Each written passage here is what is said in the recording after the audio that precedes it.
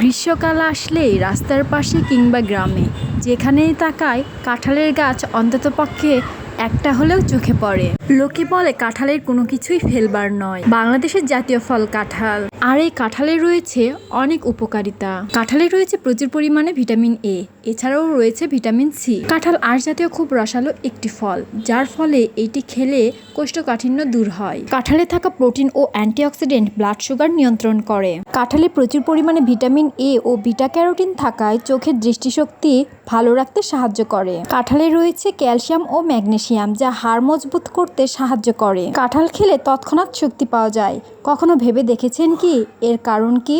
এর কারণ হচ্ছে কাঁঠালে রয়েছে কার্বোহাইড্রেট ও ক্যালোরি। দুগ্ধদানকারী মাও কাঁঠাল খেতে পারে। পাকা তাজা কাঁঠাল খেলে দুগ্ধদানকারী মার দুধের পরিমাণ বৃদ্ধি পায়। অনেক তো হলো কাঁঠালের গুণাবলীর কথা, এখন আসা যাক কাঁঠালের বীজের কথায়। কাঁঠালের বীজে রয়েছে শর্করা, প্রোটিন, ফাইবার ও কমপ্লেক্স কার্বোহাইড্রেট। কাঁঠালের বীজ খেলে চুলের আগা ফাটা রোধ হয় এবং চুল পড়া কমাতেও সাহায্য করে। বর্তমানে কাঁঠালের খোসা দিয়ে তৈরি করা হচ্ছে জেলি, যাতে রয়েছে ভিটামিন সি, ক্যালসিয়াম ও পটাশিয়ামের মতো খনিজ উপাদানও রয়েছে।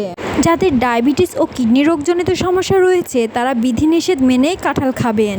সর্বোপরি আমি এইটাই বলবো, কোনো খাবারই আমাদের বেশি খাওয়া উচিত নয়, এতে উপকারের বদলে অপকার হতে পারে।